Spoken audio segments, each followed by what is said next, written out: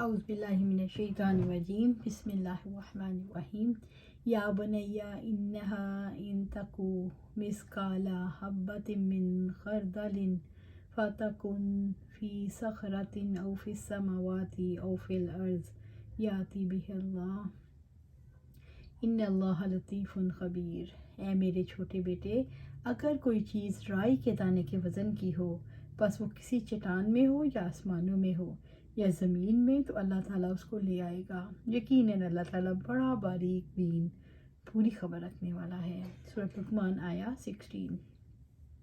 یا بنیا انہا ان تکو مثقال حبۃ من خردل، اے میرے چھوٹے بیٹے، اگر کوئی چیز رائی کے دانے کے وزن کی ہو۔ لقمان حکیم رحمۃ اللہ علیہ نے اللہ تعالیٰ کی لطیف اور خبیر ہونے کا شعور دلایا۔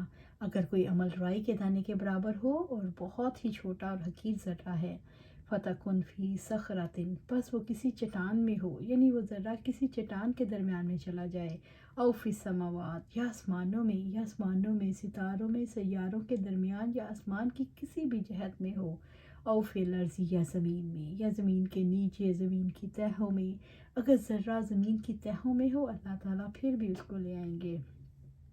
یاتی بہ اللہ، اللہ تعالیٰ اس کو لے آئے گا۔ اللہ تعالیٰ اسے اپنے وسیع علم اور کامل خبر اور کمال قدرت سے اسے لے آئے گا۔ یا بنیا اقم الصلاۃ وامر بالمعروف وانہا عن المنکر واصبر علی ما اصابک ان ذالک من عزم الامور۔ اے میرے چھوٹے بیٹے، نماز قائم کرو اور نیکی کا حکم دو اور برائی سے روکو، اور جو مصیبت بھی تم پر آئے اس پر صبر کرو، یقیناً یہ بڑے ہمت کے کاموں میں سے ہے۔ لقمان رحمۃ اللہ علیہ نے یہ وضاحت کی کہ انسان اچھا یا برا کام خواہ کتنا ہی چھپ کر کرے، اللہ تعالیٰ سے چھپ نہیں سکتا۔ اس کے سارے اعمال کو اللہ تعالیٰ جانتا ہے، اور جیسے وہ رائی کے دانے کو نکال کر لے آئے گا، ایسے ہی انسان کے عمل کو بھی۔ اس طرح انہوں نے اللہ تعالیٰ کی ذات کا گہرا شعور دلانے کے بعد نماز قائم کرنے کا حکم دیا، یعنی یہی شعور نماز کو احسان کے درجے تک لے جاتا ہے۔ یا بنیا اقم الصلاۃ، اے میرے چھوٹے بیٹے، نماز قائم کرو۔ لقمان رحمۃ اللہ علیہ نے نماز کی ترغیب دی، یہ سب سے بڑی بطنی عبادت ہے۔ معاذ بن جبل رحمۃ اللہ علیہ رضی اللہ تعالیٰ عنہ بیان کرتے ہیں کہ آپ صلی اللہ علیہ وسلم نے فرمایا، ہر دین کی اصل اسلام ہے، اور اس کا ستون نماز ہے، اور اس کی کوہان کی چوٹی جہاد ہے۔ وَأَمُرْ بِالْمَعْرُوفِ، اور نیکی کا حکم دو، لوگوں کو اللہ تعالیٰ کی اطاعت اور اس کے احکامات کی اتباع کا حکم دو۔ وَانْہَا عَنِ الْمُنْکَرِ، اور برائی سے روکو، اللہ تعالیٰ کو اللہ کی نافرمانیوں اور لوگوں کو اللہ کی نافرمانی اور حرام میں پڑنے سے روکو۔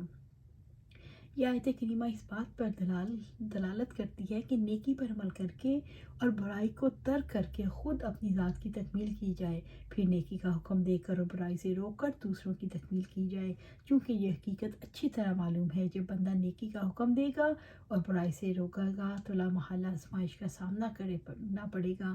اس راستے میں نفس کو مشقت بھی اٹھانا پڑتی ہے، اور اس کے لیے اس کو صبر بھی کرنا پڑتا ہے۔ ان ذالک من عزم الامور، یقیناً یہ بڑے ہمت کے کاموں میں سے ہے، یعنی نماز قائم کرنا، نیکی کا حکم دینا، برائی سے روکنا، اور اللہ کی طرف بلانے میں لوگوں کی دی ہوئی اذیتوں پر صبر کرنا، ایسے امور ہیں جن کا عزم کے ساتھ اہتمام کیا جاتا ہے۔ اللہ تعالیٰ ان کاموں کی توفیق اولو العزم لوگوں کو دیتے ہیں۔ لقمان رحمۃ اللہ علیہ کی اپنے بیٹے کو نصیحت سے والد کی ذمہ داریوں کے بارے میں پتہ چلتا ہے۔ اس سے پتہ چلتا ہے والد کو اپنی اولاد کو نماز قائم کرنے اور اصلاح معاشرہ میں اپنا کردار ادا کرنے کے لیے تیار کرنا چاہیے۔ اپنی ذاتی اصلاح اور بین الانسانی تعلقات کی درستگی، رب کی اطاعت پر کاربند رہنے کے لیے صبر کرنے کا حکم ہے، اسے اس بارے میں بھی بتانا چاہیے۔ وَلَا تُصَعِّرْ خَدَّكَ لِلنَّاسِ وَلَا تَمْشِ فِي الْأَرْضِ مَرَحًا إِنَّ اللَّهَ لَا يُحِبُّ كُلَّ مُخْتَالٍ فَخُورٍ، اور لوگوں سے منہ پھیر کر بات کرنا اور زمین میں اکڑ کرنا چلو، یقیناً اللہ تعالیٰ کسی خود پسند فخر کرنے والے سے محبت نہیں کرتا۔ سورۃ لقمان آیا 18۔ وَلَا تُصَعِّرْ خَدَّكَ لِلنَّاسِ، اور لوگوں سے منہ پھیر کر بات نہ کرو۔ جب تم لوگوں سے بات کرو تو انہیں حقیر جان کر غرور سے نہ منہ پھیرو، لا تسعر سار سے مشتق ہے جو اونٹ کی ایک بیماری ہے جس سے اس کی گردن مڑ جاتی ہے، جیسے انسانوں میں لقوا معروف بیماری ہے جس سے چہرہ ٹیڑھا ہو جاتا ہے۔ اس سے مراد رخ پھیر لینا ہے، یعنی تکبر نہ کرو۔ وَلَا تَمْشِ فِي الْأَرْضِ مَرَحًا، اور زمین میں اکڑ کر نہ چلو، یعنی خود پسندی کے ساتھ اتراتے ہوئے نہ چلو۔ یمشون علی الارض ہونا، اور رحمان کے بندے وہ ہیں جو زمین پر نرمی اور عاجزی سے چلتے ہیں۔ سورۃ فرقان آیا 63۔ ان اللہ لا یحب کل مختال فخور، یقیناً اللہ تعالیٰ کسی خود پسند فخر کرنے والے سے محبت نہیں کرتا، یعنی اللہ تعالیٰ کسی خود پسند سے محبت نہیں کرتا جو تکبر کرتا ہے، جو اپنی باتوں میں فخر کا اظہار کرتا ہے۔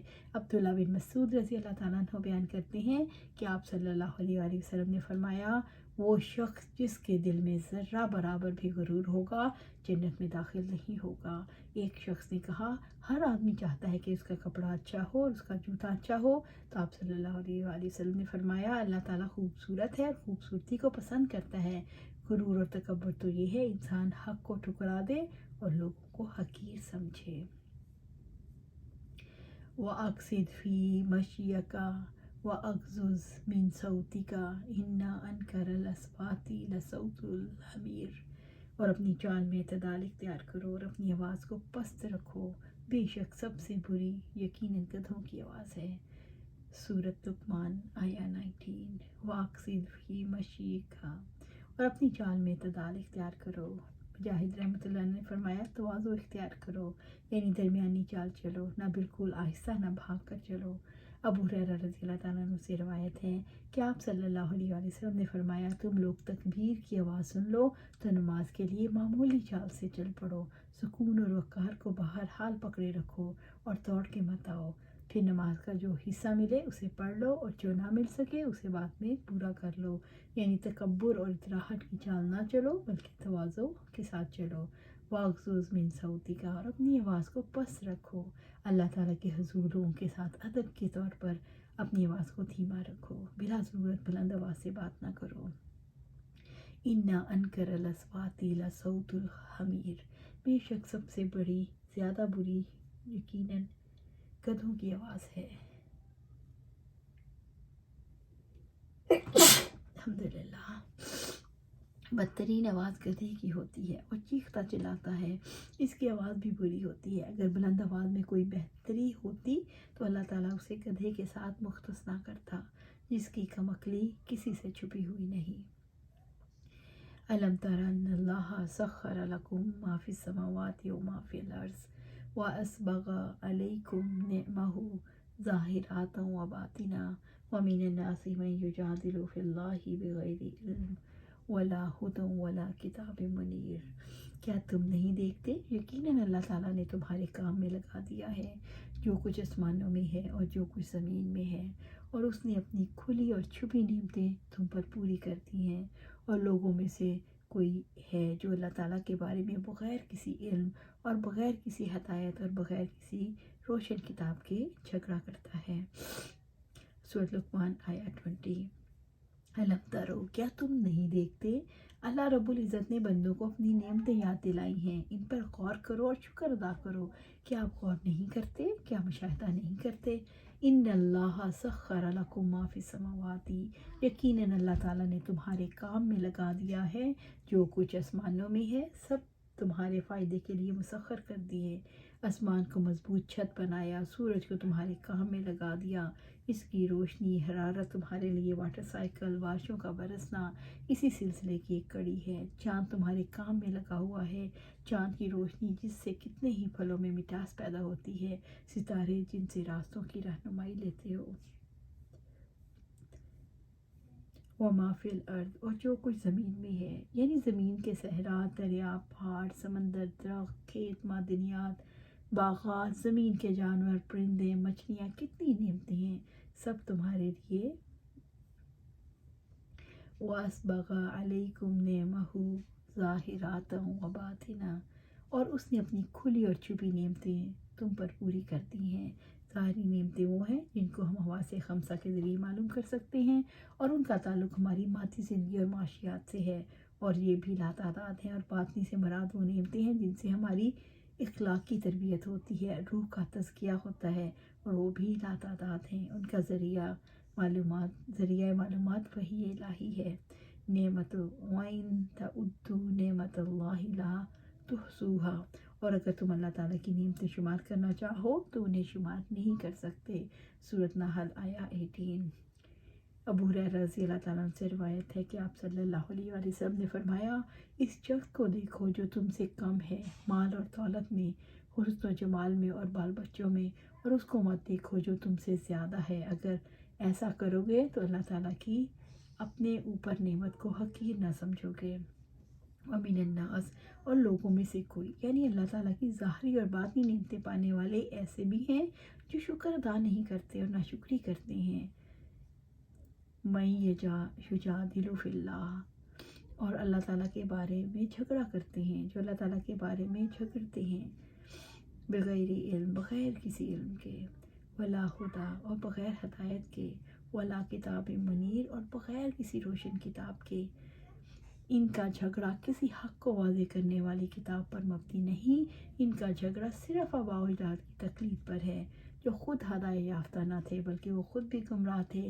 رب العزت نے فرمایا، وَمِنَ النَّاسِ مَن یُجَادِلُ فِی اللَّهِ بِغَیرِ علم وَیَتَّبِعُ کُلَّ شَیطَانٍ مُرِیدٍ، اور لوگوں میں سے ہے جو اللہ تعالیٰ کے بارے میں بغیر علم کے جھگڑا کرتا ہے اور ہر سرکش شیطان کے پیچھے چلتا ہے۔ سورۃ حج آیا 3۔